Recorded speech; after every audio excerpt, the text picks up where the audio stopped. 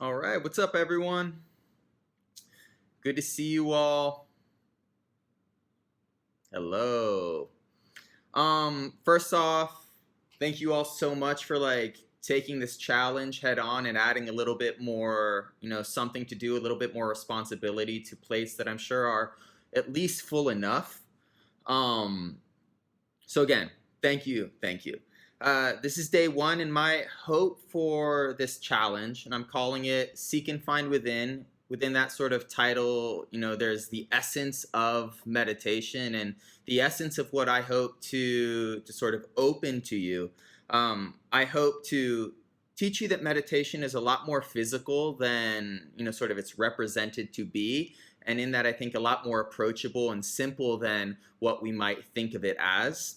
I hope to teach you enough techniques and enough sort of information about these techniques to lead you to the experiences of this practice that are, without exaggeration, legendary. Meditation is a hobby that's been sort of pushed through centuries. And so it's unique and distinct in terms of what humans like to do and what humans push forward for future generations to participate in. And the last is the significance of regularity with meditation. Like anything we want to integrate into our lives, it depends on us giving our time to it, and meditation is no different. Meditation is special because it is uniquely profound, but also distinctly subtle. And so it takes time, it takes consistency to recognize the profundity of this practice, and that sort of is overlaid with its nuance. So these are all just ideas sort of to throw at you today. And so today's the introduction class, and I think it's sort of nice to start with the beginning. The question is, what is meditation? And so there's a simple answer and there's a complicated answer. But both of these answers depend on each of us as individuals taking a second to connect to our humanity and, through our own capacities, appreciate that life is at once familiar, but also deeply mysterious, that we are all looking for something. We're looking for many things. There is a reality of dissatisfaction. There is a reality of either happiness or discontent. But the more capable we are at appreciating the fullness of what it means to be human and to sort of recognize that within ourselves, the more meaningful the answer to this question, what is meditation? And so the simple answer is, what we're going to learn through these next 31 days is how to relax our bodies and sort of suppress the flood of thoughts that seem to, run without control through our minds. And in that, generate a little bit more well-being and peace throughout our days so that we can live our lives with a bit more energy and a bit more clarity. And that's a simple answer. The more complicated answer involves us looking back into the history of this practice. And so I like to throw out two definitions. Meditation is Nirodha. Nirodha is a Sanskrit term, and Nirodha means self-restraint. And so meditation is about learning to control your organism, your breath, which leads to control over your nervous system, which leads to literal control over your thought process. Every flash of thought, we have 50 to 100 thoughts per minute. So by negotiating our breath and in that our nerves, we extend our consciousness and our capacity to manipulate this sort of sparkling flood of thought that really sort of hues how we live our lives and interpret our moments. And so it's Nirodha, it's control. And the second word is Rahita. And so what this means is that through this exceptional control that we're learning to develop through our organism, we learn to wipe out the thought process. And as attractive or sort of meaningless as that goal is, it's the wiping out of the thought process, which is surprisingly literal, that leads to the experience of nirvana or enlightenment, which is associated to remarkable states of bliss that are derived from just sort of existing without any sort of external stimulus. And so for me personally, the rumors, the claims that a human being can touch unparalleled degrees of bliss, real bliss, by wiping out their thought process through controlling their organism is just something worth investigating. And so I hope at least not necessarily to push that on you, but to whet the appetite and to consider that that experience, nirvana, which means to extinguish the self, is real and true and accessible to those that take the time to work towards it. Okay, and so the last little thing I wanted to talk about before we get into our first practice, which is lovely, is that for all of these definitions, for meditation to make sense deeply, and I think it has to make sense if you're going to commit 31 days and hopefully more than that to this hobby, we have to appreciate 3 ideas. And the first idea is that the human experience is conditioned through suffering and dissatisfaction. Even if we are oriented towards positivity, we look out into the future, we look out into our immediate moment, and what we see is what we want, the things that make us smile, the things that make us excited, the impulse to reach for those things. Let's just say it's an apple that we're, hungry for. It is sparked by dissatisfaction. It's sparked by the reality that there is no apple, and so I want the apple, so I grab the apple. But this sparking, this catalyst of dissatisfaction is really the heart of all impetus to live.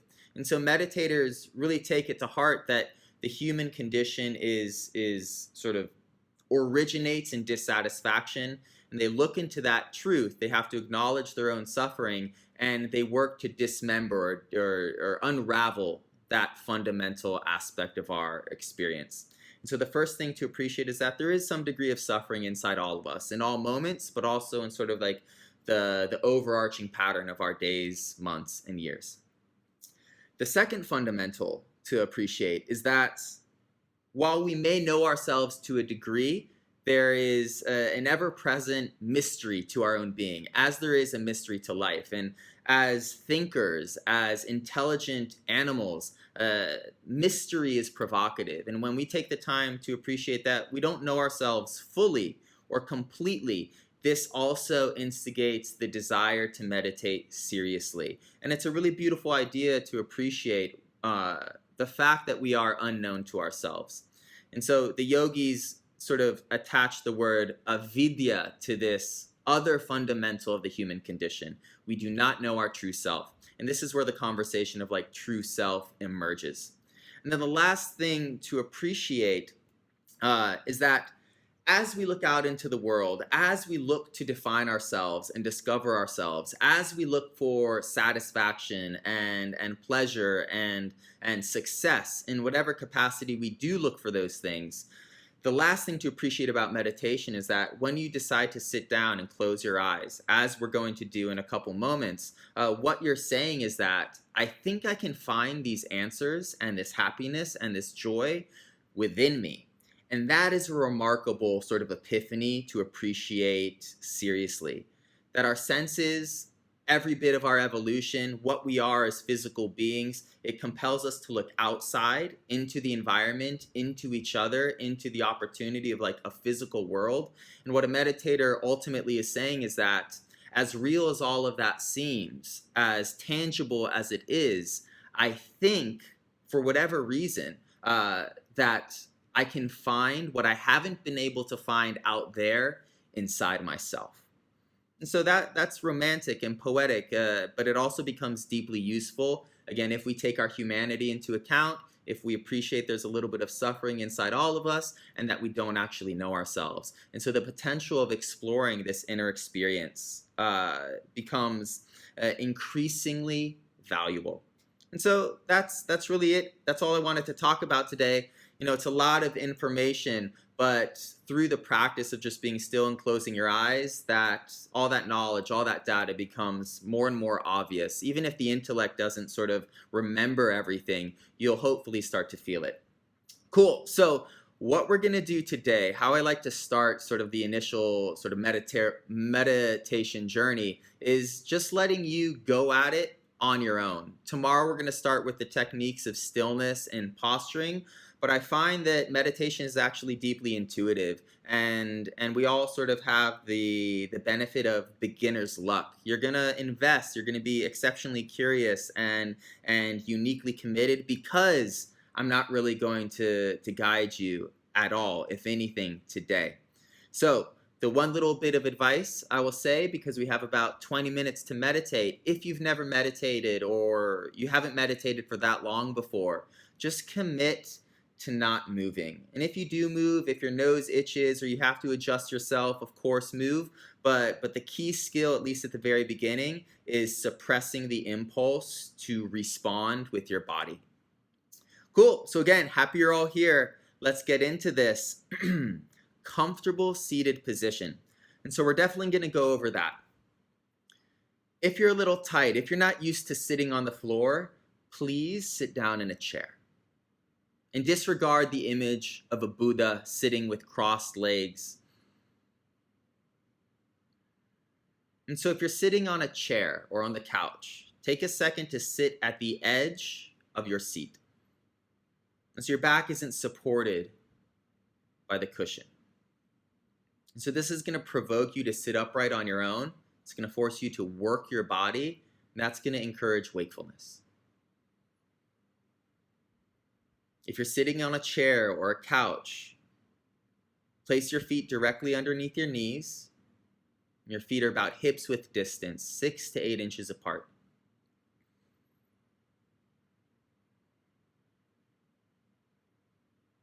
Now everyone, take a second to tilt your hips forward.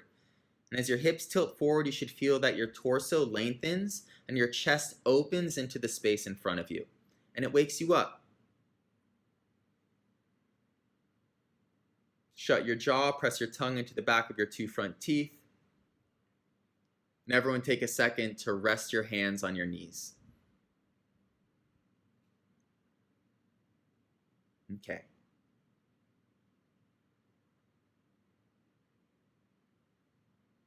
Now the second instruction on this first day of your challenge is just to breathe slowly and deeply. And notice as you breathe more slowly, you become more awake, more alert to your body.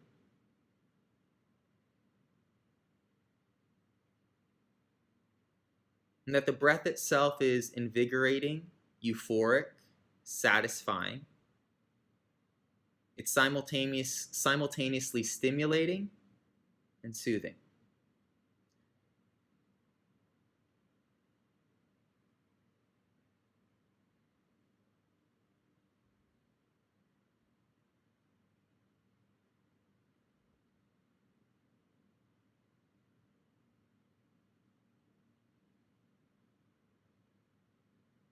And so the single bit of advice I want to give you is try not to move.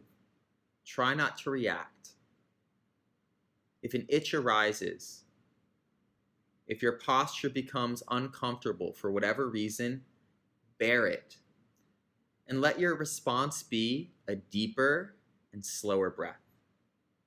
And instead of focusing on what's antagonizing you, right, control, Nirodha, this Sanskrit word, control yourself and choose to focus on the exhilaration, the aliveness, the comfort, and the tranquility of your breath.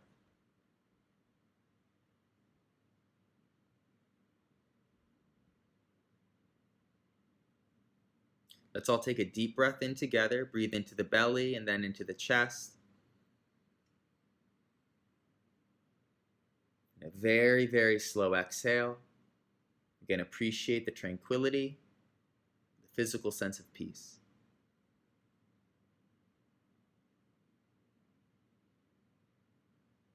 And so you're on your own for 10 minutes.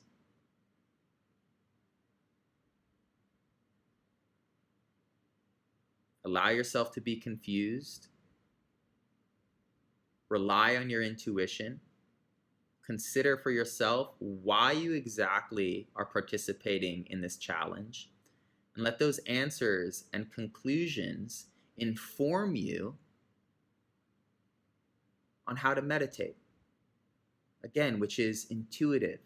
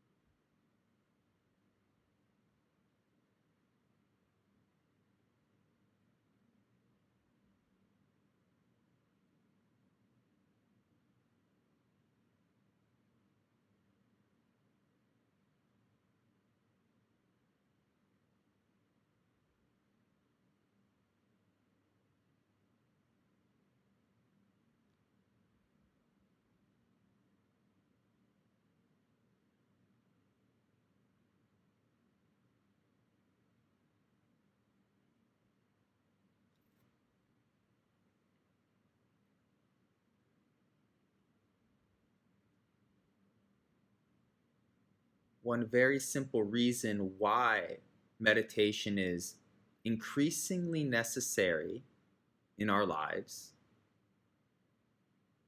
is because of overstimulation.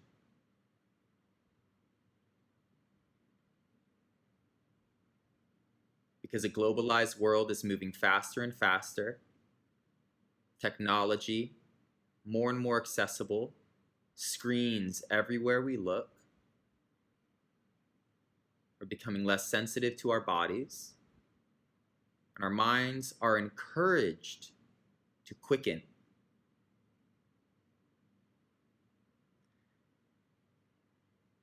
So just by being still and closing your eyes and feeling your breath, what you might be feeling is an increase in anxiety. But that's nervousness you've never taken the time to consider and to soothe. So if there's an increase in anxiety, it's to be expected. Just keep breathing slowly, and it will be smoothed out in time.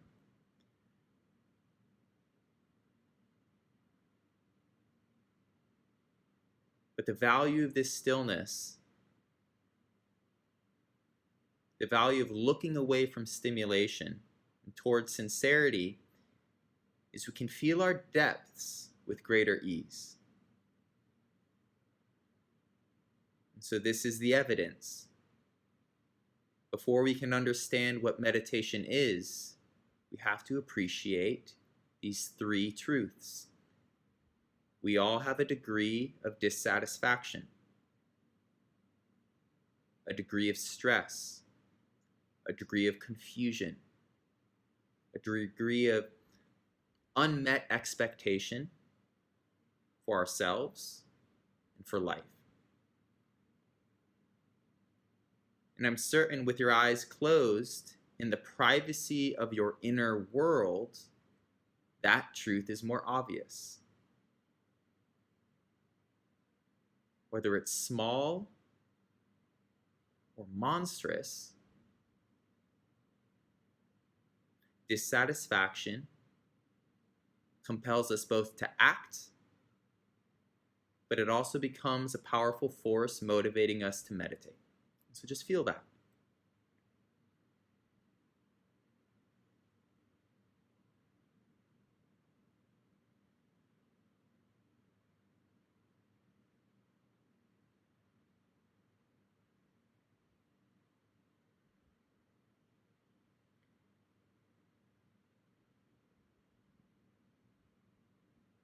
So as real as that dissatisfaction is, traditional meditators believe that all of our distress, what they coin as suffering, is the consequence of misperception. It's the consequence of an untrained mind. When our minds are trained through meditation, we learn that our distress, our dissatisfaction with who we are and what life is nothing but an illusion.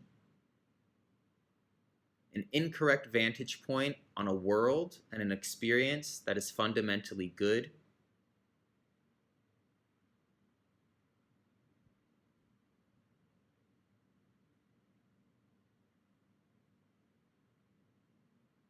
So the second bit of evidence that shutting our eyes, intuitively relaxing our bodies, and calming our thoughts, looking away from stimulation increases sincerity, maybe even sacredness. The second point before we can appreciate meditation is that we don't really know ourselves fully. Life is a process of continuously discovering and rediscovering ourselves until the very end. So take a couple moments to appreciate that. And feel that there is a mystery within you that you rely upon to make brand new and courageous choices.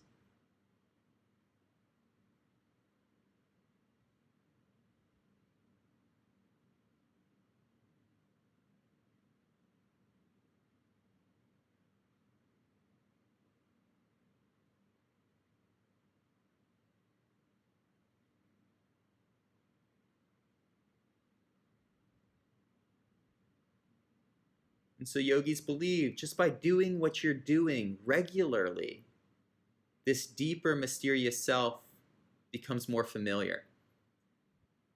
And over decades of doing this regularly, the true self becomes what you associate as Atman, soul. And some signs that you are connecting to this Atman, this soul, or this true self, is a sense of confidence and security, a sense of hope, a sense of appreciation. You don't have to take this literally, but these philosophies are explaining and expressing a process that is both philosophical, psychological, and physiological.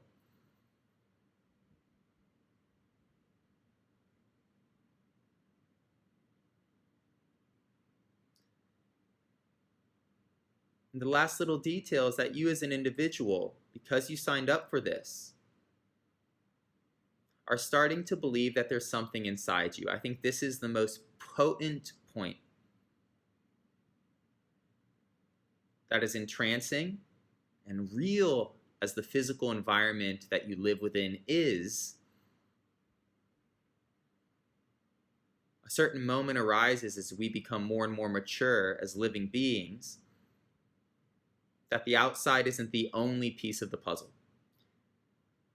And so for the remaining 5 minutes of your first meditation, appreciate that through your stillness and your steady breath and your shut eyes, you are looking away from the outside, from your home, from your relationships, and looking into yourself to resolve this dissatisfaction in some capacity and to resolve the mystery of who and what you are.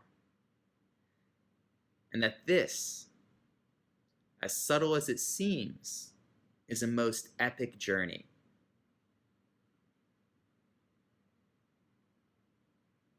Slow breaths.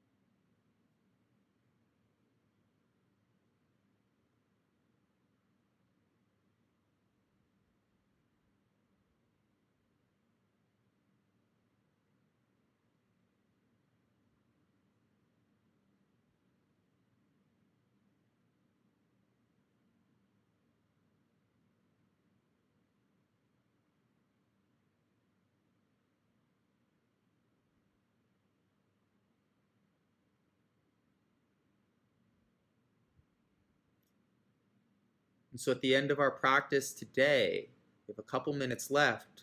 Let's go back to the simple answer. What is meditation? You're relaxing. You're calming down your thoughts. And the bigger point of this introductory class is that you know how to do that.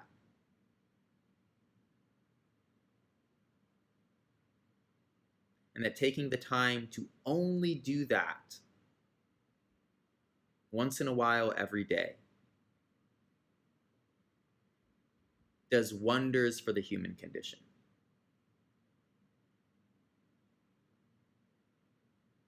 And the challenge is simply we are addicted to stimulation.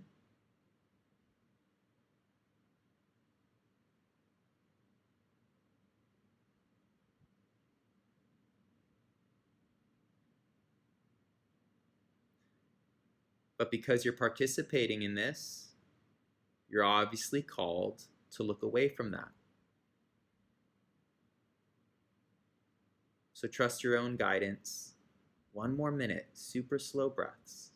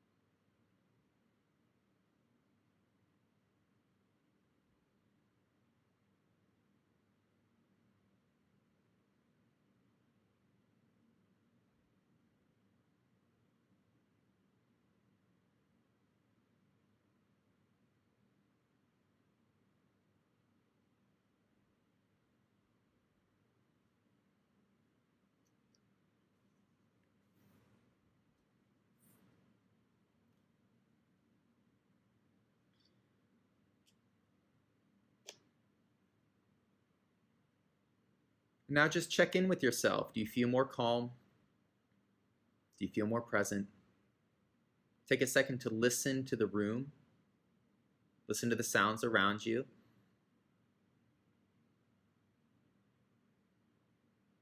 And before opening your eyes, just say in your head, I'm about to stop meditating. The nuance of meditation is that while you're doing it, you can't really feel that anything's happening. Something like a dream state. And it's only until you open your eyes again, if you're conscious of that transition, that you realize you were actually somewhere else, thinking in a different way, looking in a different direction. And so with your next inhale, slowly open your eyes and just repeat, I'm no longer meditating.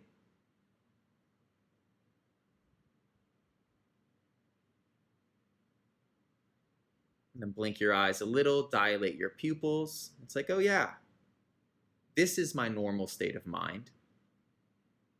And for the last 20 minutes, I was leaning into another state of mind.